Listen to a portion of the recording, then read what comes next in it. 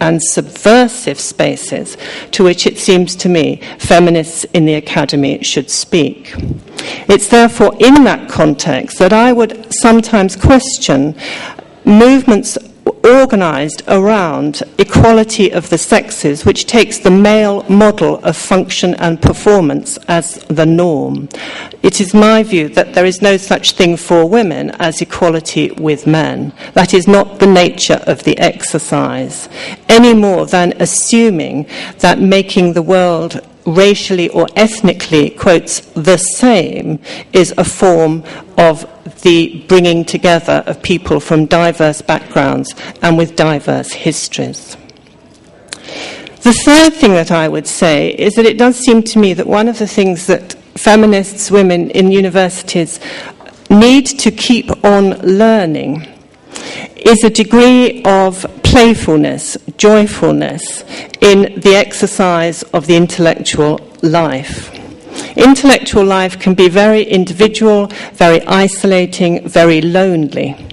And it is through, I think, feminism, it certainly was the case for me, that it was through feminism, through working with other women, that I found a way of making the university an inhabitable, a civilized space.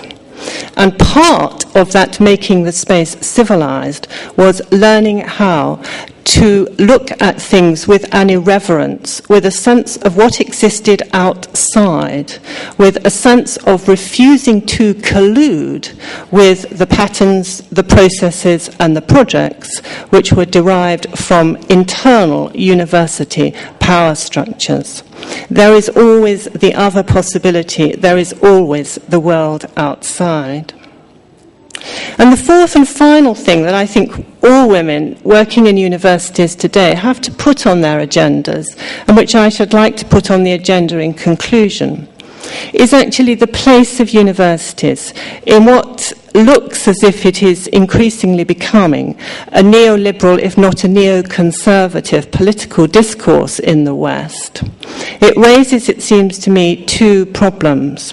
First, that universities are transformed from the old corruption, that is to say, men running the places for men's interests, into a new form of corruption in which different kinds of people, men and women, take forward the work of the university in facilitating the organisation of capitalist states. Those states, of course, are diverse and different in their ways, but there is a sense in which the university has taken on board in many parts of the world almost a responsibility for the better functioning of the economy, or is being forced into a situation of making that its project. That has to be, I think, contested, and if not contested, at least made part of a public discourse, a public discussion. Women have to play their part in that, crucially, it seems to me, because women have so far not been allowed to take part in the power structure of the determination of the policies of that wider world. The other point about contemporary universities, the last point that I want to make here this afternoon, is actually perhaps somewhat negative, and in this context perhaps somewhat difficult to make. But whether or not universities as we know them today will go on existing, I think we have to recognise, to come back to the start of what I was saying, that knowledge is always changing, and so we might have to consider that the context of knowledge is also changing as well. The preoccupations with many women in universities, feminists in the universities, has been securing a better place for women within those institutions. But I think there is a certain kind of entrapment with that, in that it prevents us from seeing the ways in which knowledge is being transformed, taken to other places, moved to other parts of the world, moved around obviously in a global sense, because such is the nature of modern academic life, and is actually being taken beyond the control of the local.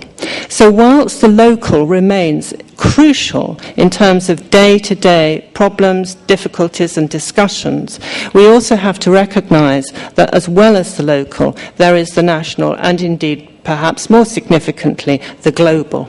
And that relationship is one which, again, I think is something which we need as members of the universities to consider and to take part in, not least because, of course, part of the richness that we enjoy in the West is derived from the poverty of other parts of the world in which, of course, it is very often the case that women are the most underprivileged of the underprivileged.